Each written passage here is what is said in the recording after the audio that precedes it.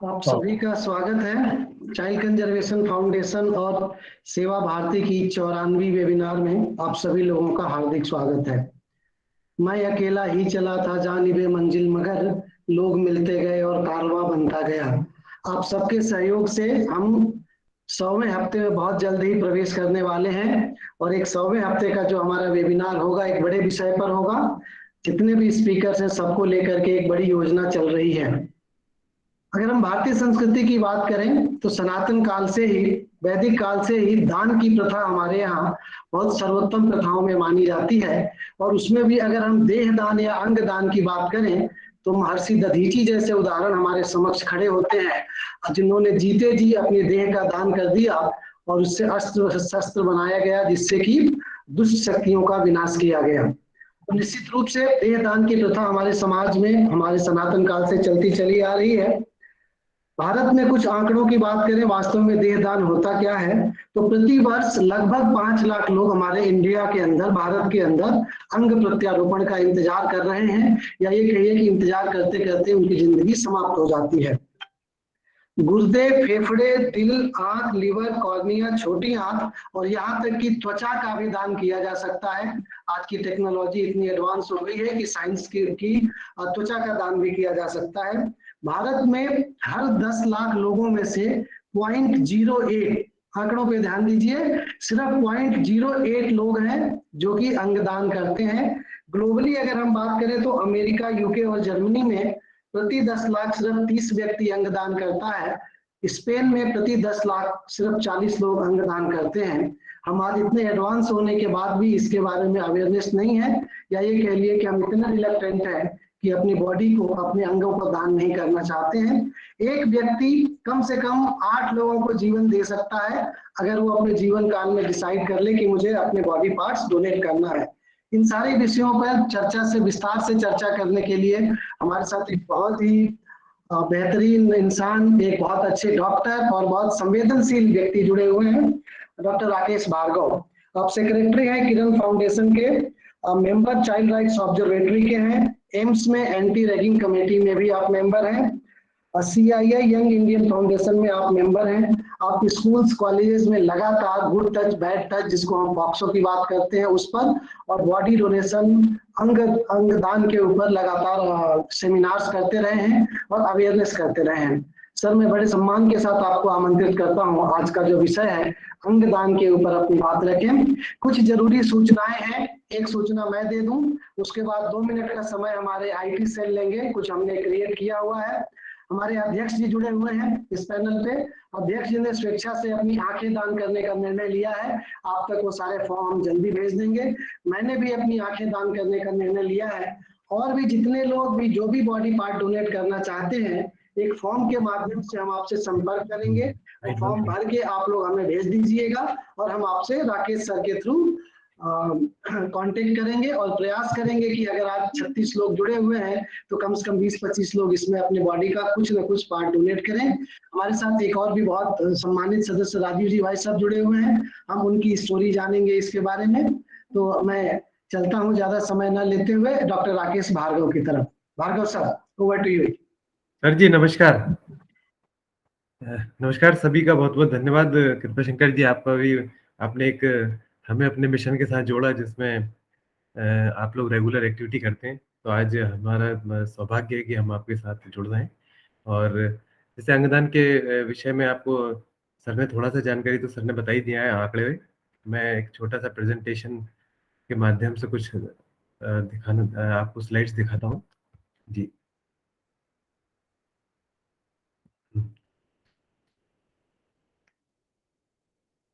Hello जी sir. जी sir, slide show शुरू हुआ क्या? अभी नहीं शुरू हुआ। कैसे होगा व्यू? प्रेजेंटेशन एक बार देख लें चेक करके प्रेजेंटिंग में क्या होगा? कृपाशंकर जी मुझे लगता है जी कि जब तक हम लोगों ने जिन्होंने तय किया हुआ कि हम अपने जी नेत्रदान करेंगे जी जी और डॉक्टर साहब को सुनने के बाद आखिरी में जी लोग देहदान का फॉर्म भरेंगे, मुझे पूरा विश्वास है। जी जी। जब तक हम स्टार्ट कर रहे हैं अपनी कोई अनुभव शेयर करना चाहे तो कर सकते हैं। या जो लोग डोनेट करना चाहते हैं वो बात कर सकते हैं इस बारे में, जो भी चीजें हैं। हरीश भैया भी हमारे साथ जुड़े हैं, मैंने एक परिचय भूल गया, हरीश मंत्री जी, जो इस सारे कार्यक्रम के सूत्रधार हैं। कोविड के समय बहुत मेहनत किया हम लोगों ने साथ मिलकर के, छोटी छोटी जरूरतों को लेके, जो कि हम समाज के लोगों के काम आ सके। तो हरीश भैया आपका भी स्वागत है। Thank you very much.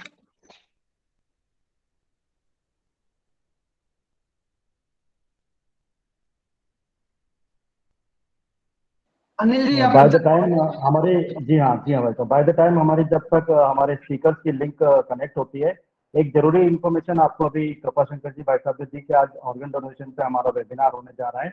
एक सिंपल से फॉर्म की लिंक हमने भेजी है जो सिर्फ ये बता रहा है, आपकी इन्फॉर्मेशन हमको दे रहा है कि आप विश करते हैं कि आप ऑर्गन डोनेशन में अपने भागीदारी दे रहे हैं इस वेबिनार के थ्रू। और दूसरा है कि किस पार्ट को आप डोनेट करना चाहते हो, उसमें वो भी है। जब आप लिंक को क्लिक करेंगे तो क्लिक करने पर आप उसे अपने गूगल का ऑप्शन देना है ताकि वो लिंक हो जाए, ओपन हो जाए। वो लिंक ओपन होते ही आपसे ऑप्शन पूछेगा, सिर्फ ये कि आप आपकी विश पूछेगा कि आप क्या डोनेट करना चाहते हैं, ऑर्गन डोनेशन में आप पार्टिसिपेट कर रहे हैं, यस और नो। सेकंड चीज है उसमें कि किस पार्ट की आप बात कर रहे हैं, वो है अदर में हमने ऑप्शन दिया हुआ है। अदर में आप अपना खुद का ऑप्शन डाल सकते हैं, अपना व्हाट्सएप नंबर या मोबाइल नंबर भी उसमें दे सकते हैं ताकि हम आपसे व्हाट्सएप से भी कनेक्ट हों। नंबर 2, हमारे पास आपके सभी के ईमेल आईडीज हैं। हम ये फॉर्म को आपको ईमेल के थ्रू भी भेज रहे हैं आज। तो आप आज का दिन लीजिए या जितना भी टाइम ले, जल्दी से जल्दी इस फॉर्म को आप फिल कीजिए और उसे सबमिट कर दीजिए। सर, सबमिट करने पर आपकी सारी इन्फॉर्मेशन हमारे पास आ जाएगी, जो कि रिकॉर्डेड मोड में हम अपने पास रख लेंगे। धन्यवाद।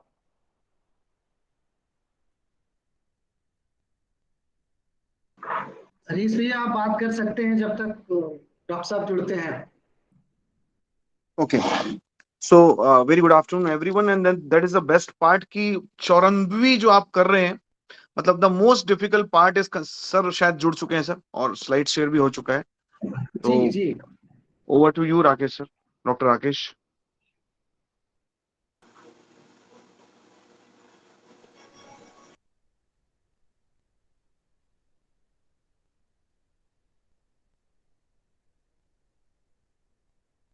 ओके जी आप तब तक बात कर सकते हैं इस बारे में। हाँ जी, हाँ जी। तो देखिए, मैं तो आप लोग को आई थिंक मुझे ध्यान नहीं, करीब शायद 11 अप्रैल पिछली बार जब हमने पहली बार ऑर्गन डोनेशन पे काम किया था, जी और 11 अप्रैल को पहला सेमिनार आप लोगों के बीच मुझे मौका मिला था आने का और बात करने का। और देखिए, हम जैसे सामान्य लोग, बिजनेसमैन लोगों के लिए अपॉर्चुनिटी होती है कि आप जैसे लोगों का अगर साथ मिले, जो प्रशासन शासन के साथ हैं, जिनके पास पावर है, जिनके पास एक ऐसा पावर है कि उनकी बातें भी लोग सुनते हैं, तो डेफिनेटली ये हमारे लिए अपॉर्चुनिटी होती है कि आप जैसे लोग जब इस मिशन को ज्वाइन करते हैं, तो डेफिनेटली ये मिशन जहां तक हम नहीं पहुंचा सकते वहां तक आप लोग के माध्यम से पहुंचा सकते हैं। तो सबसे पहले thank you very much doctor कृपा शंकर जी सर और पूरा होल टीम, कि आप जैसे पावरफुल लोगों के सामने हम इतना बड़ा मिशन लेके आ रहे हैं। और डेफिनेटली जितने लोग यहाँ जुड़े हैं, मैं ये मानता हूँ वो सच में कमिटेड हैं और सच में वो चाहते हैं कि इस मिशन को आगे बढ़ाया जाए। कहीं ना कहीं उस कमिटमेंट के कारण आप लोग यहाँ जुड़े हुए हैं, तो thanks a lot for that amazing commitment. तो before start, let me tell you something about the organ donation. So I think कि आप में से मैक्सिमम लोग जो पिछली बारी हमसे जुड़े थे, बहुत सारे क्वेश्चंस थे आप लोगों के। तो मैं आप लोगों को बताना चाहता हूँ कि जनरली मैं जो नॉर्मल लोगों से मिलता हूँ, जैसे कल मुझे किसी ने कॉल किया कि मैं अपने ऑर्गन को डोनेट करना चाहता हूँ, तो सबसे बड़ा कंफ्यूजन ये होता है कि किसी को भी ये लगता है कि हम अपने ऑर्गन डोनेट कर सकते हैं। तो बेसिकली मैं आपको बताऊं कि बेसिकली ऑर्गन डोनेशन, मैं ये मानता हूं, बहुत किस्मत वाला होता है जिसको ऑर्गन डोनेशन करने मिलता है। शायद ऊपर वाले की विशेष कृपा होती है, वही बंदा ऑर्गन डोनेट कर पाता है। क्योंकि ऑर्गन डोनेशन आप मैक्सिमम तब कर पाएंगे जब आपकी ब्रेन स्टेम डेथ हो।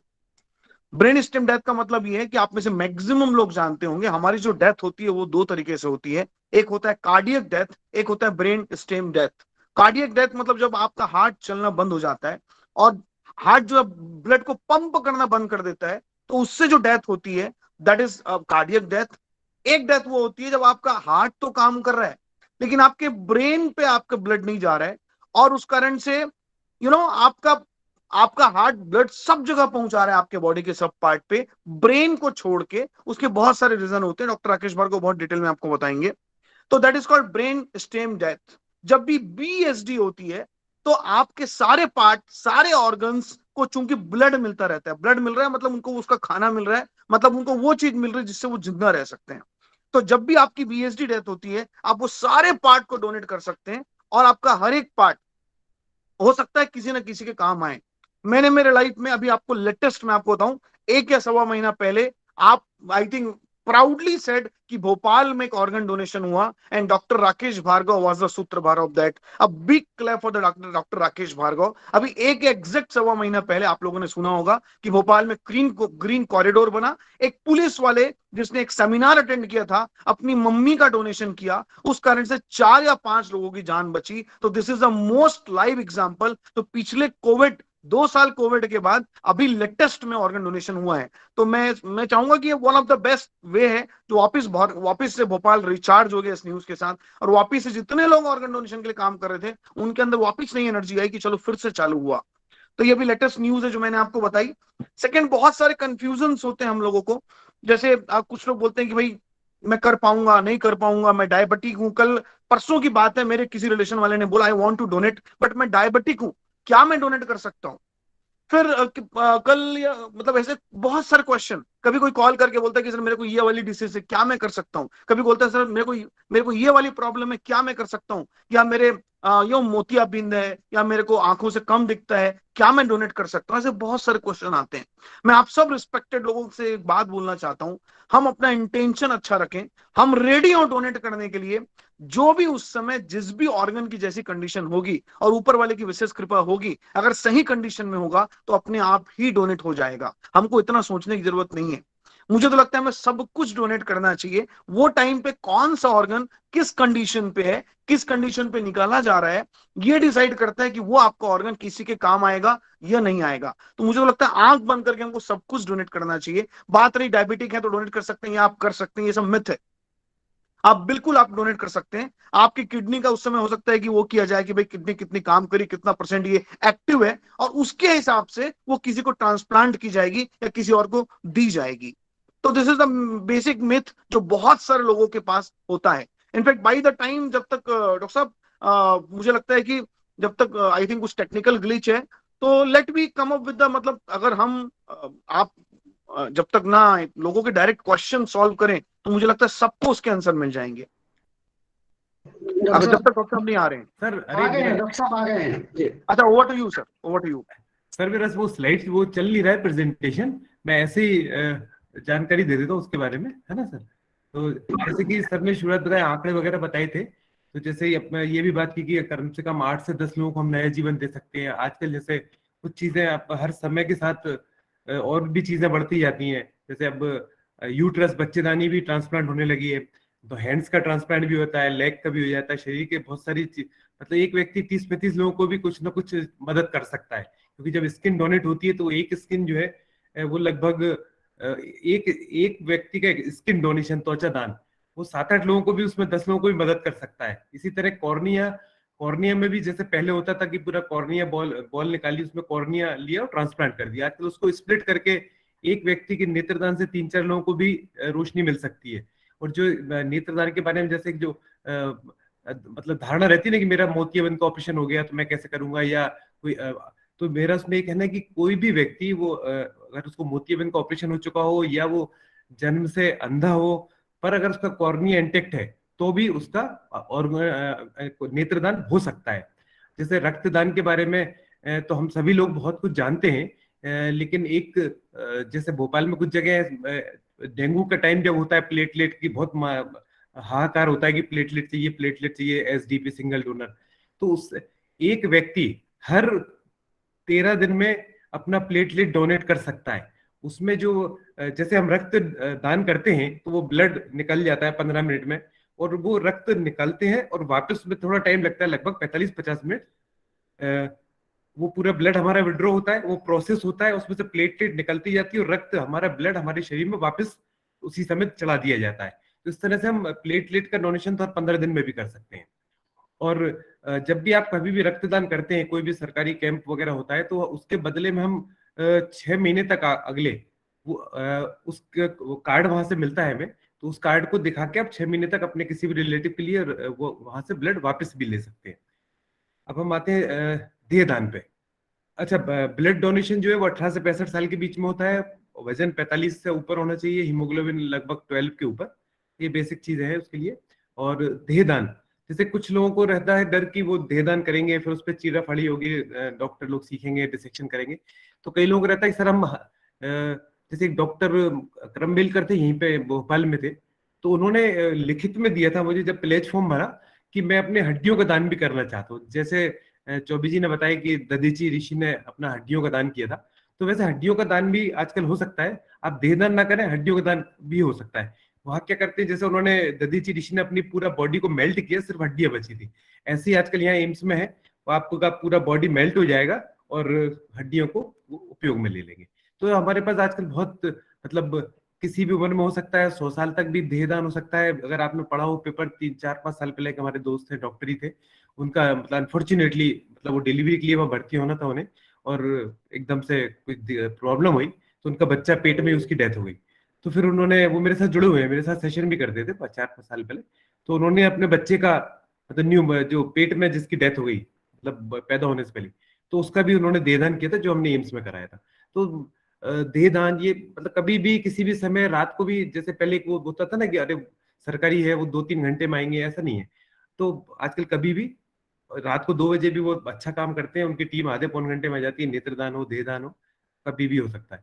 दूसरी चीज, जैसे कई लोगों को देहदान में एक जो कॉमन कॉमन प्रॉब्लम रहती है, अरे सर मेरे बच्चे तो विदेश में है, वो 2 दिन बाद आएंगे, फिर हम देहदान कैसे करें, 2 दिन बाद करें, अभी करें? तो उसके लिए सिंपल प्रोसीजर होता है, कहीं भी करें आप देहदान, तो आज भी कर सकते हैं, तुरंत कर सकते हैं। और आपके बच्चे उसको क्या, मॉर्चरी में वो कोल्ड स्टोरेज में रखते हैं बॉडी को, और जब भी आपके बच्चे आते हैं 2-3 दिन में, तब आप उसको वो फॉर्मल अपना वो जो भी लास्ट रिचुअल्स हैं, आप अंतिम संस्कार की जो भी क्रिया करना चाहते हो वहां पे जाके वो वहां कर सकते हैं। और जैसे कुछ लोग बाहर करना हो तो वो बाल काट के रख लेते हैं या नाखून काट के भी रख लेते हैं मृतदेह से, और उसके उसके ऊपर भी वो जैसे मतलब अंतिम संस्कार की क्रिया कर सकते हैं बालों से और नाखून काट के भी। और जो भी आप रिलेटिव अगर 2-3 दिन बाद भी आते हैं तो वो आप दर्शन करके या जो भी वहां कर रहे हैं, तो वो फिर उसके बाद वो डोनेशन, बॉडी डोनेशन कंप्लीट होता है 3 दिन बाद या 2 दिन बाद।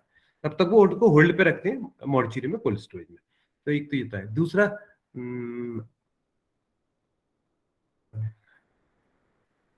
अब हम किडनी डोनेशन के लिए बात करते हैं। जैसे किडनी में अगर लगभग, जैसे पहले आंकड़े बताए, 5 लाख से ऊपर पेशेंट हैं, और हर 1 घंटे में आप ये मान के चलिए कि एक व्यक्ति प्रत्यारोपण के इंतजार में उसकी डेथ हो रही है। मतलब रोज 20-25 लोगों की डेथ हो जाती है प्रत्यारोपण के इंतजार में। जबकि हम शादी ब्याह करते हैं तो हमारे प्रोग्राम में इतने 250, 400, 500 लोग आते हैं, लेकिन जब किडनी देने की बात आती है तो एक तो बहुत सारे और भी कारण होते हैं, मतलब कि कुछ कई बार रिलेटिव भी रिफ्यूज कर देते हैं, बच्चे किसी कारणवश बच्चे नहीं दे पाते, या लड़की हो या जो भी हो।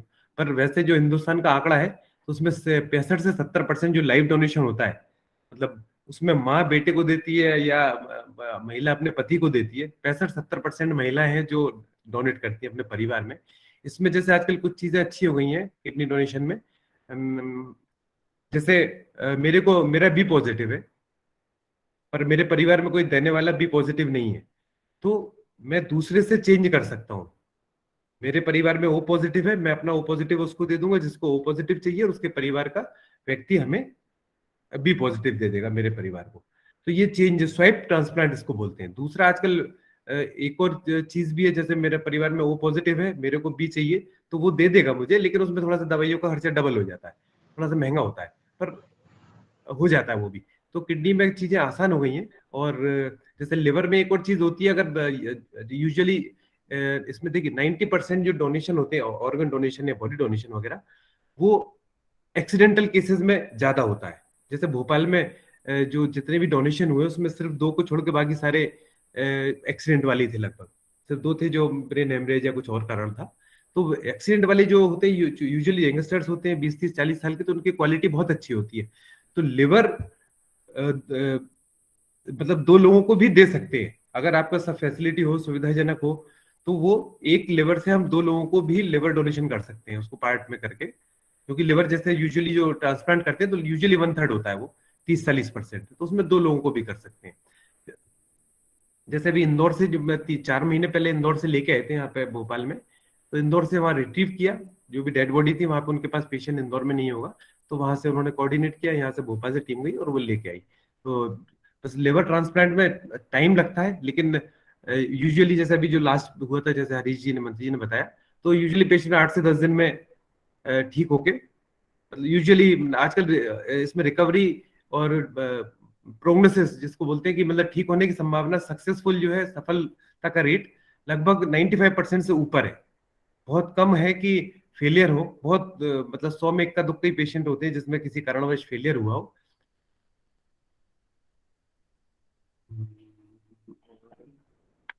अच्छा, किडनी में भी जैसे अगर लाइव डोनेशन भी होता है, आप अपने किसी भी माता पिता या किसी को भी देते हैं, तो आप मतलब चौथे पांचवें दिन आपको डिस्चार्ज होता है। जैसे हमारे एक मित्र हैं परिचित डॉक्टर, जिन्होंने अपने बेटे को दिया, तो वो बोले मैं 5th डे राकेश ड्राइव करके घर आया था, 5th डे। तो कोई आजकल ये सारे, जैसे हम सुनते हैं, समय के साथ चीजें बहुत इंप्रूव और अच्छी बेहतर होती जा रही है। इलाज समय के साथ इलाज भी बेहतर होता जा रहा है, टेक्निक भी अच्छी है, तो चीजें आसान हो जाती हैं।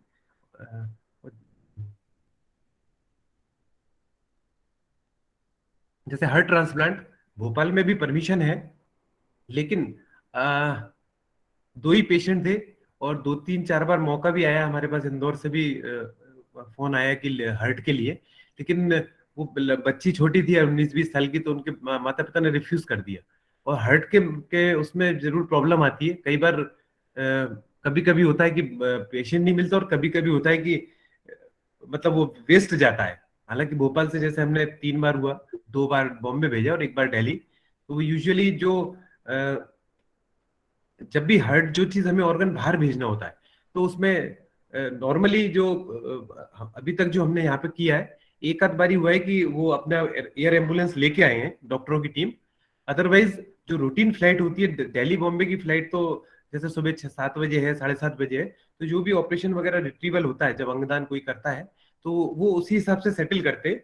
जैसे 3 बजे 2:30 बजे शुरू करेंगे प्रोसेस रिट्रीवल, ताकि टाइम सेट ऐसा रखते हैं कि वो यहाँ से 6:10 पे, 6:15 बजे वो यहाँ से निकलेंगे, या 6:30 बजे, और 6:45 बजे एयरपोर्ट पहुंचेंगे 10 मिनट पहले। और डॉक्टरों की टीम को तो रूटीन स्कैनिंग होती है एयरपोर्ट पे, और परमिशन रहती है 10 मिनट पहले की। तो उसमें कलेक्टर से हम लाइन अप करते हैं कि कहीं भी रास्ते में, जैसे पहले ट्रेन का प्रॉब्लम हो या वो सारी चीजें जो है, जब ग्रीन कॉरिडोर बनता है, तो वो हमारा ट्रैफिक जो है वो सारा चीजें मैनेज करते हैं। और एयरपोर्ट पे भी वो जैसे रूटीन टाइम होता है ना 40 मिनट या वो, तो वैसा नहीं होता। जो बॉक्स होता है वो स्कैनिंग से नहीं जाता है, वो बाईपास होता है, और बाकी डॉक्टरों की टीम स्कैन होकर जाती है, तो उसमें उनको स्पेशल परमिशन रहती है कि आप 10-15 मिनट पहले आके वो सीधे बोर्डिंग करते हैं। तो जैसे भोपाल वैसे हमने जो बॉम्बे भेजा और दिल्ली भेजा, तो वहां से भी जैसे खबर आती है, पता करते हैं, तो कि हमको नाम नहीं पूछते पेशेंट का। जैसे मेरे को एक आध के अलावा ज्यादा लोगों को पता नहीं है कि रिसीव करने वाले कौन है, क्योंकि इसमें जो डोनर और रिसिपिएंट दोनों को यूजुअली मतलब रिसिपिएंट का नाम यूजुअली ओपन नहीं करते, डोनर का नाम तो पेपर में आ ही जाता है, बड़ी न्यूज होती है। और जैसे लास्ट जो अभी मंत्री जी ने बताया, जो बंसल हॉस्पिटल में हमने किया था, तो वहां पे वो एक पुलिस बैंड के साथ फेयरवेल भी बहुत अच्छी करते हैं। फेयरवेल पुलिस बैंड के साथ करते हैं, तो उनके परिवार को बड़ा अच्छा लगता है, मतलब कि मतलब एक उनको अंदर भी गर्व की फीलिंग आती है कि कोई इन्होंने बड़ा काम किया है, और जिसके लिए उन्हें पुलिस बैंड से फेयरवेल दे रहे हैं। तो इस तरह की एक्टिविटी से मतलब एक मोटिवेशन मिलता है, बाकी पब्लिक भी जो भी देखती है या पेपर में न्यूज पढ़ती है। तो जैसे हम जब भी कोई भी बॉडी डोनेशन होता है या आई डोनेशन होता है, तो कई परिवार रिफ्यूज करते हैं कि सर नहीं, हम नहीं चाहते कि पेपर में न्यूज हो। फिर मैं यही रिक्वेस्ट करता हूँ, सर पेपर में न्यूज आपके लिए नहीं देते, हम दूसरे लोगों को मोटिवेट करने के लिए पेपर में न्यूज देते हैं, कि उससे लोग पढ़े और उससे मोटिवेट हो। और भोपाल में अगर हम देखें, तो जैसे 5 साल में बहुत बहुत ज्यादा इंप्रूवमेंट हुआ है आई डोनेशन में। तो मतलब सरकारी सिस्टम में लॉकडाउन के कारण थोड़ा सा प्रॉब्लम हुई थी, अदरवाइज यहाँ पे आई डोनेशन के लिए जितना भी कॉर्निया ट्रांसप्लांट वगैरह का था, तो मतलब उनको हर महीने 15 दिन में कोई ना कोई पेशेंट मिल ही जाता था, और वो हो जाता था। जैसे लंग ट्रांसप्लांट भी अगर आपने सुना हो, कोविड में काफी लोगों को लंग की प्रॉब्लम हुई, और लंग ट्रांसप्लांट के लिए उनको रिकमेंड किया। हालांकि उसका सफलता का रेट थोड़ा सा कम होता है, 20-25% होता है। मतलब लोगों को 4 से 5 साल का जीवन मिल जाता है। और उसमें अच्छी बात यह है कि शायद भोपाल एम्स में लंग ट्रांसप्लांट नेक्स्ट ईयर तक शुरू हो जाएगा, क्योंकि उन्होंने प्रोसेस में है, अपनी रिक्वेस्ट डाली है परमिशन के लिए। तो एक अच्छी बात है कि भोपाल में ये होगा। और जैसे हमीदिया में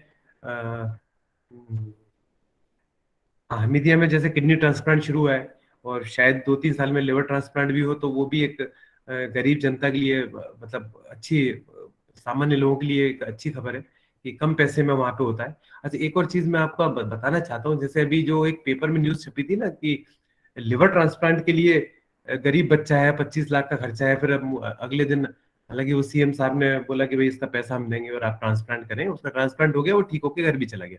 उस समय मैंने उनसे बात की थी कि हमारे कुछ एनजीओ हैं, जैसे हम लोग यहाँ काम करते हैं, आप लोग काम करते हैं अपने नए नए सामाजिक उसके लिए, वैसे ही जो है बॉम्बे दिल्ली में कुछ एनजीओ हैं जो बच्चों के लिए लिवर किडनी ट्रांसप्लांट के लिए मदद करती हैं। मतलब 90% एक्सपेंसेस जो है वो उसको देती हैं एनजीओस हॉस्पिटल को। अब वो भोपाल में कराए या दिल्ली बॉम्बे में कराए, तो वो पूरा मैनेज करते हैं।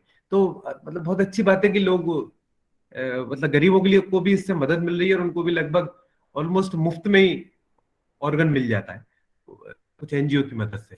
तो वो जो 10% रहता है वो कुछ हम भोपाल से उनकी मदद कर देते हैं, या जैसे भी हो सकता है। तो वो आजकल चीजें आसान हो गई हैं। और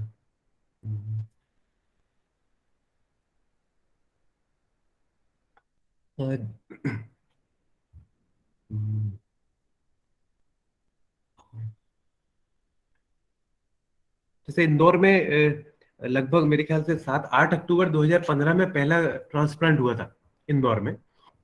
उस पेशेंट का नाम रामेश्वर था। और उस समय हमारी सरकार ने जो है वो मध्य प्रदेश सरकार ने ये अनाउंस किया था कि आगे से जब भी कोई ऐसा अंगदान होगा, तो उस जिस भी गांव का या क्षेत्र का वो अंगदानी है या देहदान अंगदानी, तो उसके गांव का नाम उसके नाम पे रखा जाएगा, या उसके गांव में उसके नाम से कोई पार्क बनाया जाएगा। हालांकि वो भी शायद एग्जीक्यूट तो नहीं हुआ है, लेकिन सरकार को मतलब इसको एग्जीक्यूट करना चाहिए, और मतलब जल्दी। तो उससे लोगों को प्रेरणा मिलती है उनके गांव में एक, मतलब जहाँ का भी है वो गांव का नाम उसके नाम पे रखना, जैसे सरकार ने बोला था, या उसकी मूर्ति लगाएं, या जैसे मतलब कुछ ना कुछ इस तरह की एक्टिविटी अगर सरकार करेगी जैसे, तो उससे काफी लोगों को उससे मोटिवेशन मिलता है। जैसे जो हरीश जी ने बताया था 1.5 महीने पहले जो केस हुआ था, एक पुलिस वाला था जिसकी मदर का लिवर किडनी आई डोनेशन और सब हुआ था। तो वो 3 साल पहले हमने हमारी टीम ने, करण फाउंडेशन ने सीहोर में जाके एक हेल्थ कैंप भी किया था, और साथ में 15-20 मिनट का एक अंगदान का सेशन भी था। तो जब उसकी मदर के साथ ऐसा हुआ यहाँ पर, और डॉक्टर ने बताया कि भाई इनका बचने की संभावना नहीं है, तो उसके मन में उसने अपने एसपी साहब को सीहोर में यही पूछा कि सर, वो एक डॉक्टर साहब आए थे कि वहां पे एक टीम आई थी हेल्थ चेकअप के लिए, उन्होंने अंगदान के बारे में बताया था। तो फिर हमने लाइन अप किया, तो वो चीजें स्मूथली आसानी से हो गई। तो कई बार हमें ऐसा लगता है कि हम प्रोग्राम करते हैं, कहीं भी जाते हैं, कुछ करते हैं, रिजल्ट जीरो दिखता है, पर वो रिजल्ट हमें कई बार 3 साल बाद या 5 साल बाद या 7 साल बाद दिखता है कि हमारे काम का असर ये अब दिख रहा है। तो हमें काम तो लगातार करते रहना चाहिए अपनी तरफ से, तो पूरे टाइम। और इसी तरह की हमें एनजीओ से सपोर्ट मिलता है, और जगह जगह हम प्रेजेंटेशन करते हैं स्कूलों में, कॉलेज में। तो चीजें आसान हो जाती हैं, लोग मोटिवेट होते हैं, और बच्चों को भी पता होता है। इसमें प्लेज करने के लिए, जैसे सर आपने फॉर्म बनाया है, उसमें प्लेज करने में हमारा कोई भी एक family member, close family member होना जरूरी है। बाकी सेकंड तो कोई भी दोस्त वगैरह कोई भी चल सकता है, एक फैमिली मेंबर, और उसमें उनका नंबर हो। जैसे हमारा फॉर्म भी है किरण फाउंडेशन का, उसको भर दें, या जो आपने फॉर्म बनाया है उसको कर लें, आपका सीसीएफ का। तो उसको हम, जैसे आपको कोई, जैसे आपने नेत्रदान किया है, आप जैसे किडनी डोनेट भी करना चाहते हैं या बॉडी डोनेट करना चाहते हैं, कोई भी दो चीजें भी, तो उसको हमने जैसे एम्स में और हमीदिया हॉस्पिटल में उनसे लाइन अप किया हुआ है कि आपको नेत्रदान का फॉर्म अलग नहीं भरना, बॉडी डोनेशन का अलग नहीं भरना, अंगदान का अलग नहीं भरना है। आप एक फॉर्म भरिए, हम उसी की 3 कॉपी करके और अपना एनजीओ का सील ठप्पा लगा के नेत्रदान वालों को दे देते हैं, एक देहदान वालों को दे देते हैं, और एक जो अंगदान का है तो वो हम अपने पास ही रख लेते हैं, उसको रजिस्टर करते हैं। तो वो एक ही फॉर्म में आप चाहे तो नेत्रदान, देहदान या अंगदान तीनों भी हो सकता है, उसके लिए अलग अलग फॉर्म भरने की जरूरत नहीं होगी। अच्छा, बच्चों का जैसे इंदौर में हुआ था 11 साल के बच्चे का, तो बच्चों का भी अंगदान हो सकता है। उसमें पेरेंट्स की, दोनों माता पिता की कंसेंट जरूरी होती है। जब बच्चा होता है तो। और जैसा भी मतलब यूरोप अमेरिका वगैरह में तो न्यूबॉर्न का भी हो जाता है, बच्चा डिलीवरी होती है उसके तुरंत बाद भी हो जाता है, पर हिंदुस्तान में भी मतलब 1.5 से 2 साल के पहले वो नहीं लेते। उतना भी हमारे पास उतना एडवांस नहीं है। जैसे मैं इसकी ये बात मुझे याद है, एक स्टोरी मैंने ये अमेरिका की थी, लंदन की स्टोरी थी।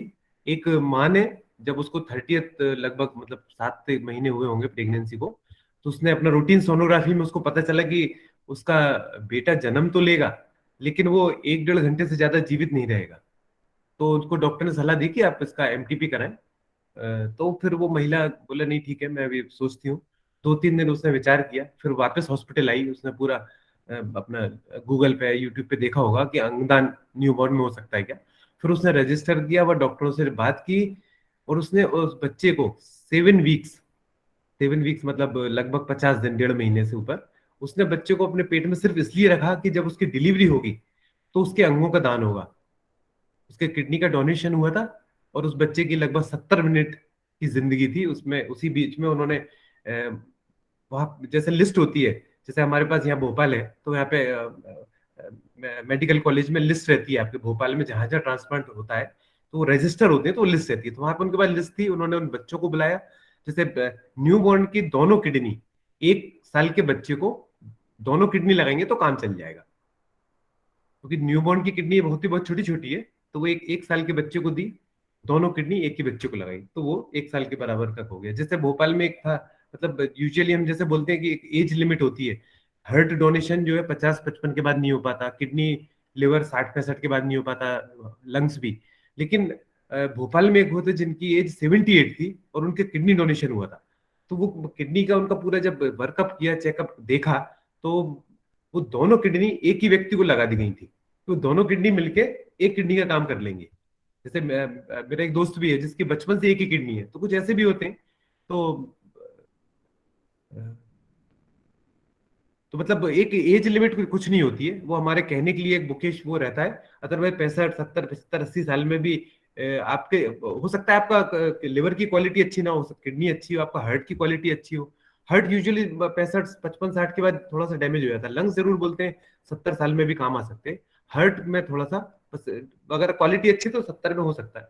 अदरवाइज और जैसे हर ऑर्गन की एक लाइफ भी रहती है। जैसे आपने ग्रीन कॉरिडोर बनाने का पर्पस ये रहता है कि यहाँ से दिल्ली जाना है या बॉम्बे जाना है या इंदौर जाना है। जैसे इंदौर से वो एयर मतलब अपना नॉर्मल एम्बुलेंस से लेके आए थे वहां से, इंदौर से, जो 3 महीने पहले लेके आए थे। तो उसमें टाइम का बस सबसे महत्वपूर्ण रोल होता है। वहां से वो 1.5 घंटे में इंदौर से भोपाल आ गए थे।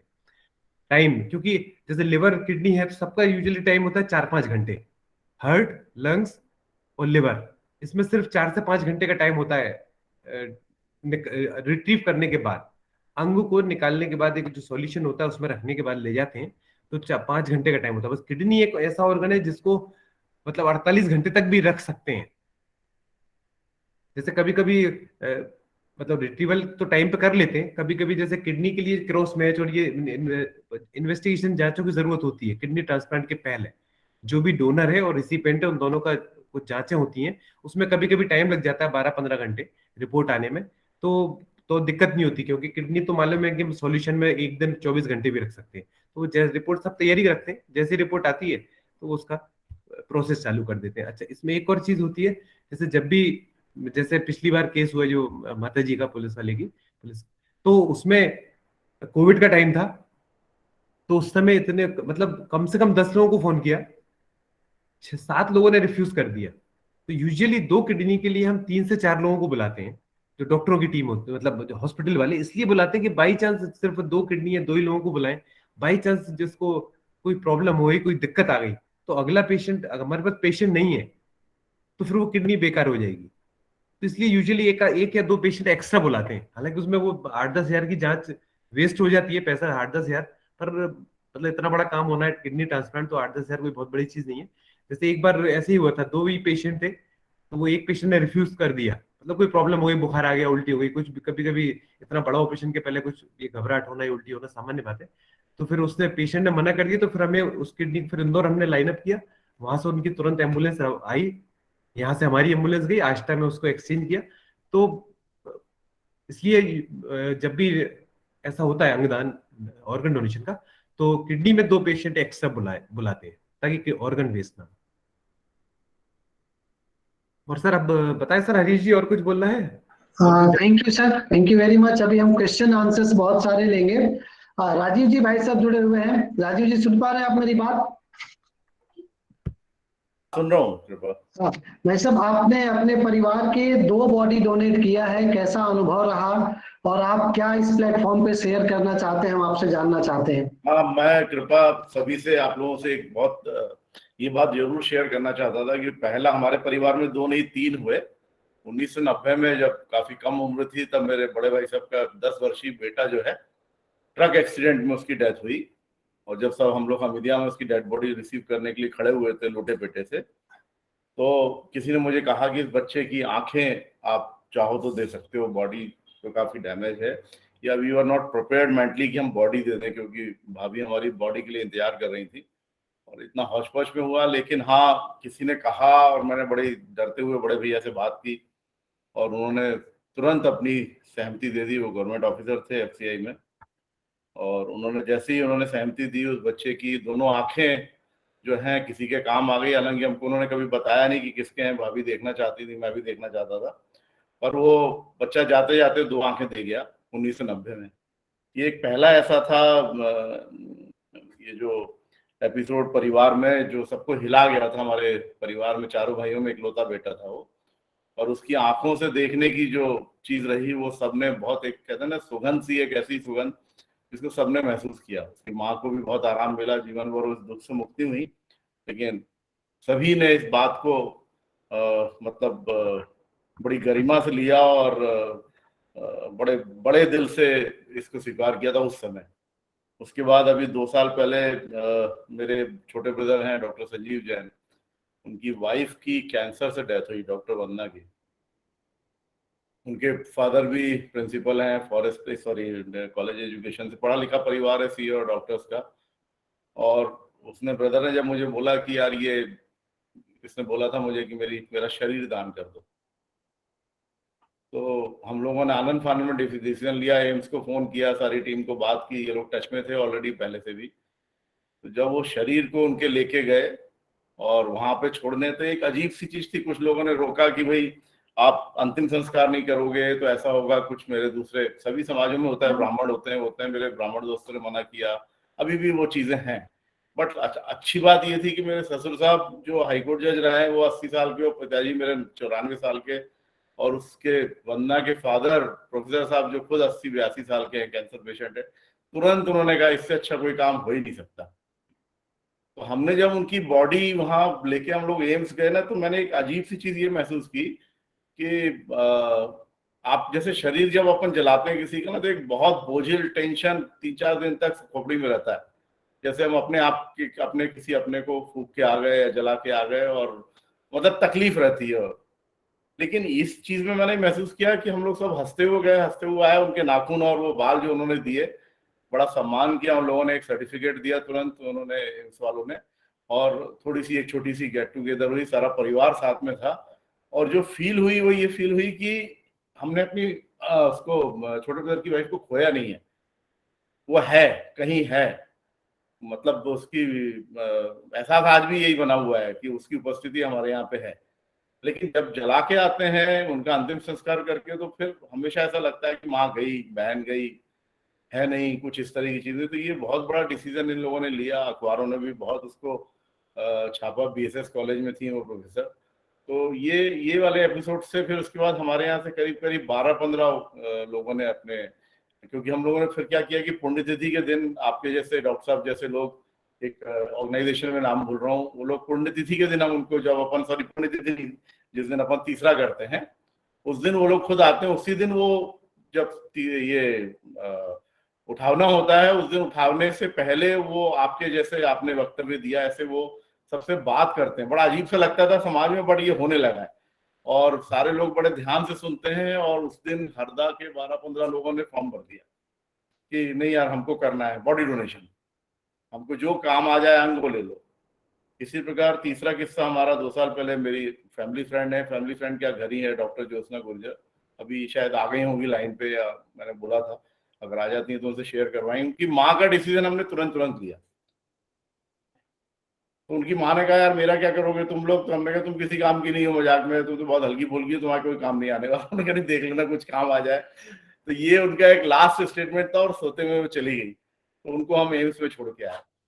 तो आज भी वो पूरा परिवार, वो एम्बुलेंस जैसे आपने बताया सब लेने आते हैं, और इतना अच्छा लगता है। सारे लोग इतना कोऑर्डिनेट करते हैं, इतने इज्जत से बात करते हैं, और ऐसा लगता है कि आपने कोई बहुत बहुत बड़ा काम किया है। और उसकी संतुष्टि और जो सुगंध है वो आपको कभी ये फील ही नहीं होने देती कि आपके परिवार का वो हिस्सा नहीं है।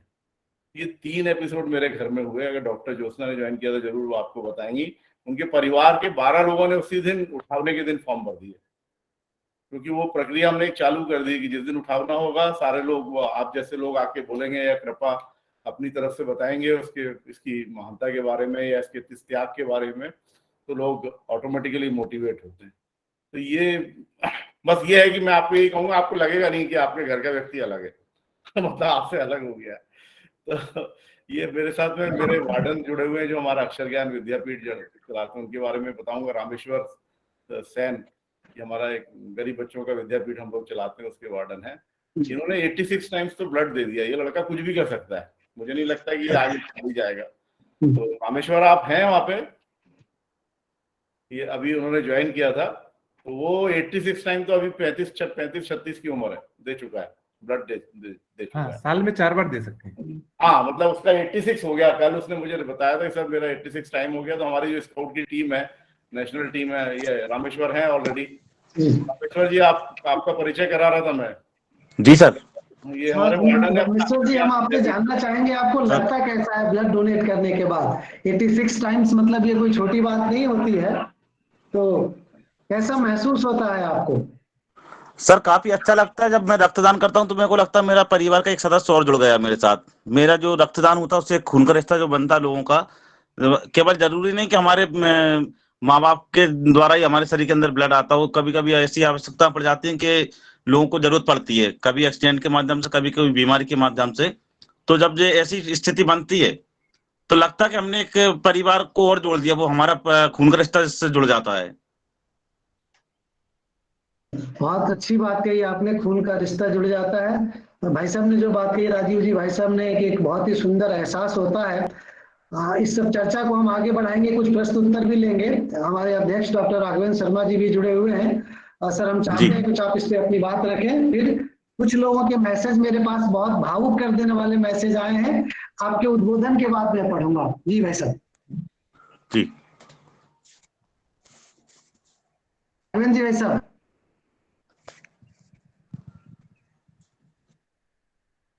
सुन पा रहे हैं? डॉक्टर राघवेंद्र शर्मा जुड़े हुए हैं?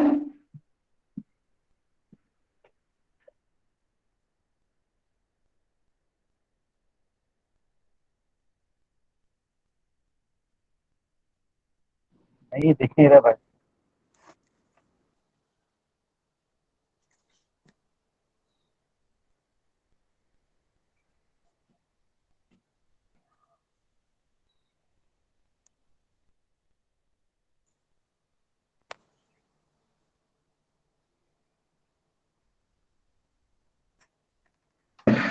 चलिए आते हैं, मेरे पास नम्रता जी का मैसेज आया है। पूरा बॉडी डोनेट करने के लिए अंगदान सारे जितने भी हैं उन्होंने बोला है।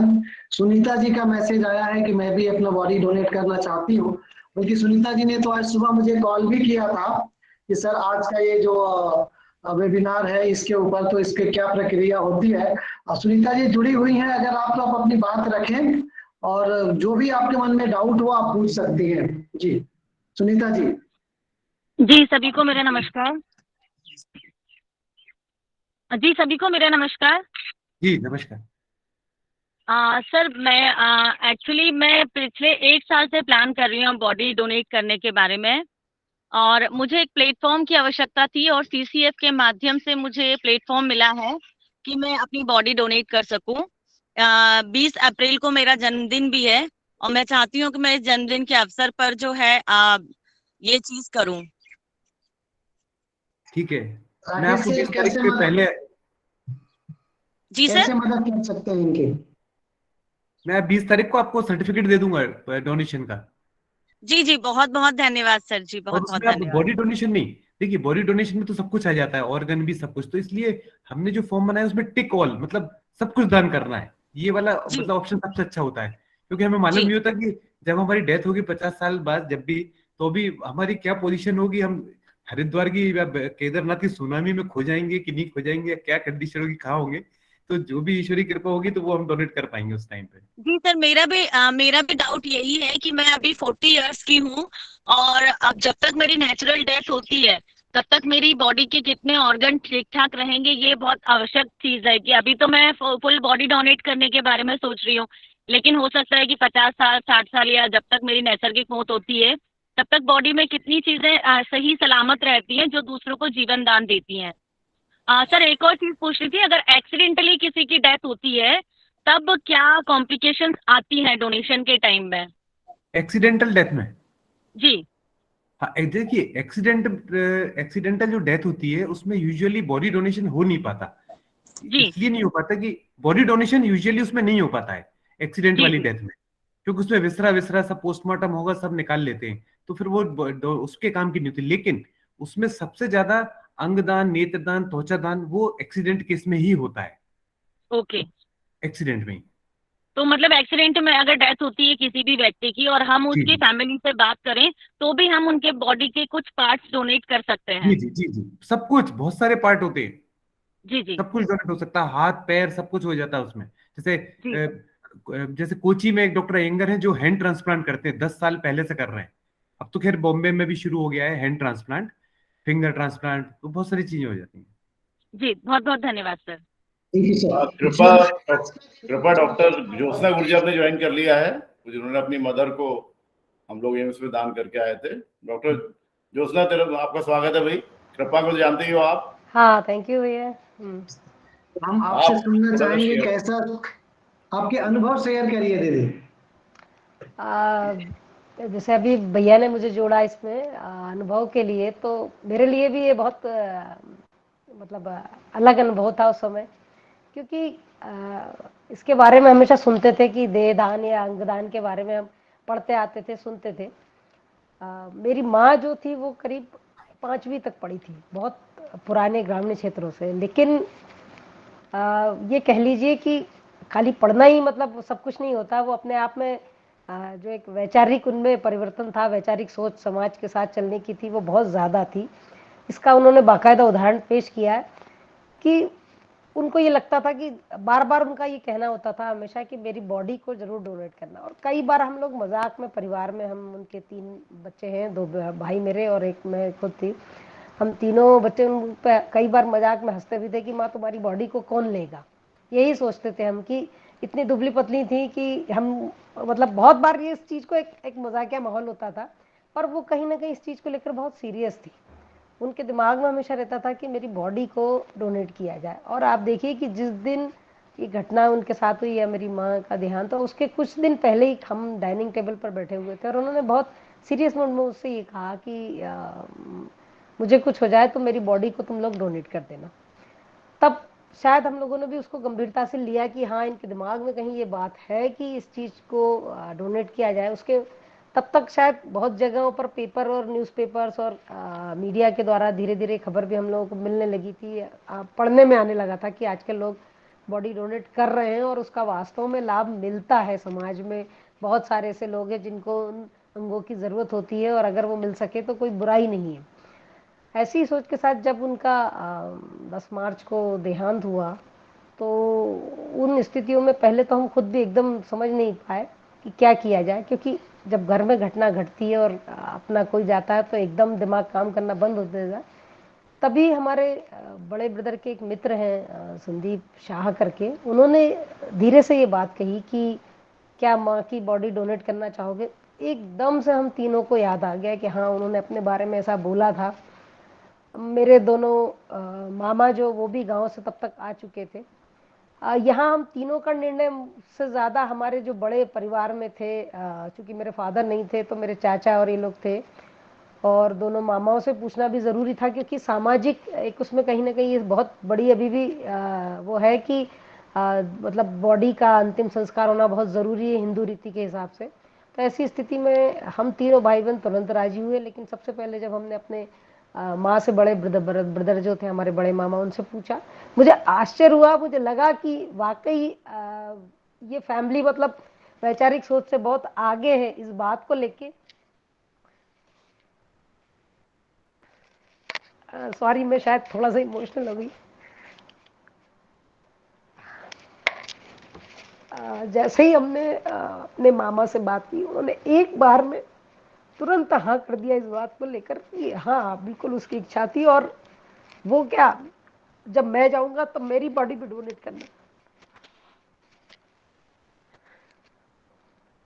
तो बस ऐसे शुरुआत हुई, और तुरंत हम लोगों ने एम्स में बात की। वहाँ से हमको बहुत सहयोग मिला, और उस सारी प्रोसीजर उनके द्वारा बताई गई। चूंकि शाम के समय की बात थी तो बॉडी को रखना ज़रूरी था, तो हम लोगों ने बाकायदा कोल्ड स्टोरेज मंगाया हमको। और उसी टाइम पर फिर बात हुई आई डोनेशन की, क्योंकि तुरंत आई डोनेशन के लिए कुछ टाइम लिमिट होता है। तुरंत बात की गई, और बाकायदा गांधी मेडिकल कॉलेज से डॉक्टरों की एक टीम आई, जो भी उन्होंने वहीं पर घर पर ही सारी प्रक्रिया की, और मदर की आई डोनेशन के लिए जो भी प्रोसीजर थी वो कंप्लीट की। तो इस तरीके से सबसे पहले मम्मी की आंखें मतलब डोनेट हुई, और उसके बाद अगले दिन हम लोगों ने पूरी प्रक्रिया के साथ में बाकायदा एम्स में मम्मी की बॉडी को डोनेट किया। और सबसे बड़ी बात यह है कि मतलब खाली बॉडी डोनेट करना सब कुछ नहीं था, लेकिन उस स्थिति में जो एक सामाजिक संदेश जाता है हमारे पूरे परिवार में, चूंकि इस ग्रामीण क्षेत्र से पूरा परिवार जुड़ा हुआ था, तो देखते ही देखते जब ये बात चली तो लोगों को बड़ा एक अलग अनुभव हुआ।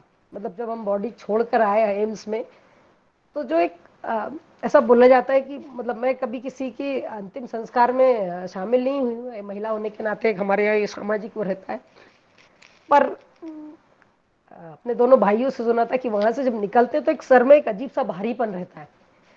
वो फीलिंग्स जब हम माँ की अपनी बॉडी डोनेट करके आए तो कहीं नहीं थी।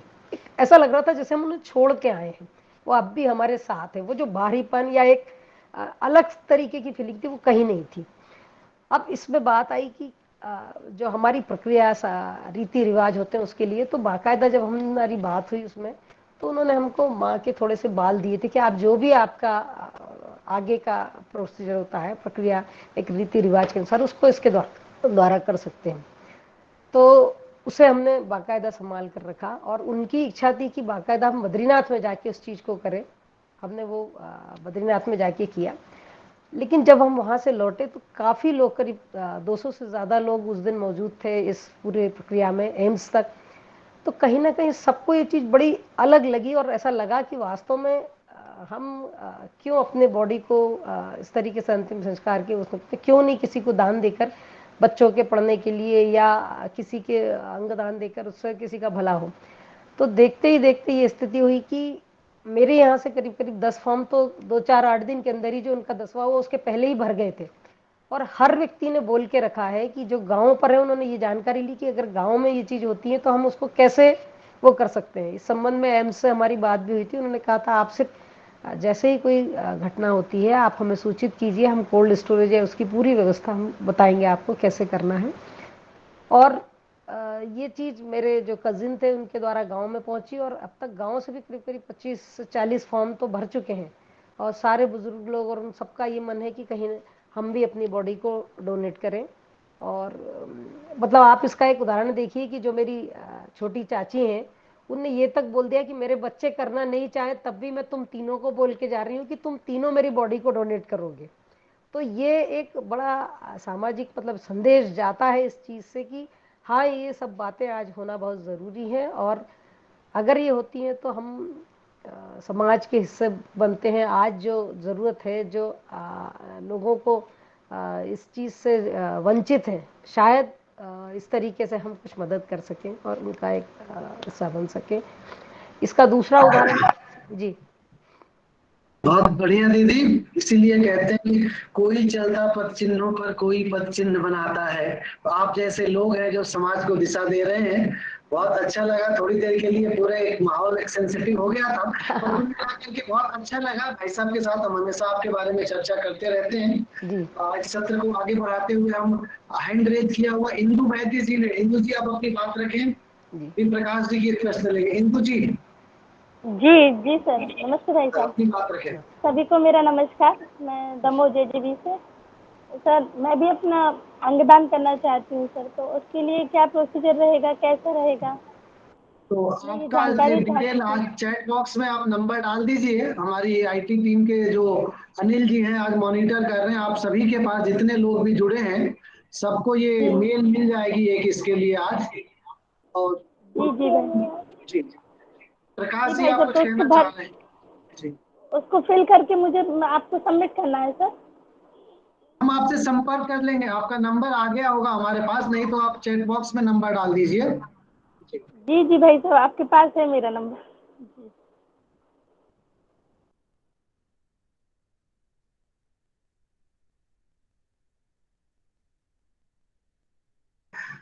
प्रकाश जी आप कुछ कहना चाह रहे हैं?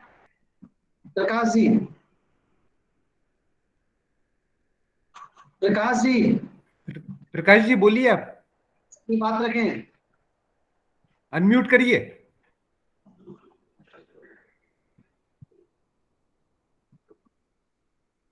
प्रकाश जी आप अनम्यूट करिए, आपकी आवाज नहीं आ रही है। बोलते हैं हमारे साथ मनोहर चौरे जी जुड़े हुए हैं, काफी वरिष्ठ पत्रकार हैं। भाई साहब ने भी मैसेज दिया है अपना बॉडी पार्ट डोनेट करने के लिए। अब भाई साहब आप जुड़े हुए हैं, क्या अपनी बात कुछ रखेंगे? भैया मनोहर जी, भैया जी जी बहुत ही वरिष्ठ पत्रकार रहे हैं भोपाल के, और बहुत हमारे लिए तो एक परिवार के बुजुर्ग सदस्य की तरह हैं। आप कुछ कहना चाहेंगे भैया? हाँ, मैं कहना चाह रहा हूँ कि भाई मैंने अपनी आयु बताई है, 83 वर्ष है मेरी आयु, और शरीर दान करना चाहता हूँ। तो क्या प्रक्रिया है उसकी, या संभव है कि नहीं है ये? जी डॉक्टर साहब, संभव है, 100%, 100% संभव है। आप तो 100 साल 110 साल में भी कर सकते हैं। हमारे यहाँ मतलब 98 ईयर में भी एक महिला का देहदान हुआ था लगभग 4 साल पहले। तो उसका कोई उम्र का वो नहीं होता है। और अगर हो सकता है आपके अंग भी अच्छी क्वालिटी के हों तो वो भी शायद काम आ जाए, लिवर किडनी। हर अंग बहुत अच्छा है मेरा। जी जी हाँ, तो वही मैं बोल रहा हूँ ना, 82 साल कोई उम्र होती है क्या सर? हम तो भगवान कृष्ण के समान समझते हैं कि 125 साल तो जी नहीं है कम से कम। जी 125 साल, 100 साल तक तो काम करेंगे अभी। जी जी तो भाई साहब से हम भैया को हम फॉर्म भेज देंगे, और मुझे लगता है 8-10 लोगों ने अपनी सहमति दी है। सबसे संपर्क करके डॉक्टर साहब हम आपकी मदद लेंगे। प्रकाश जी आपने काफी देर से हैंड रेज किया, अपनी बात रखें। प्रकाश जी आप अनम्यूट करें, आपका म्यूट करें अपने आप को। प्रकाश जी अपने आप को अनम्यूट करें, आपकी आवाज नहीं आ रही है। आपका परिचय है क्या डॉक्टर साहब प्रकाश जी से? अगर ऐसा है तो आप प्रकाश राय जी 7 साल से हमारे साथ, हमारी एनजीओ करण फाउंडेशन के साथ काम कर रहे हैं, हमारे साथ रेगुलर तो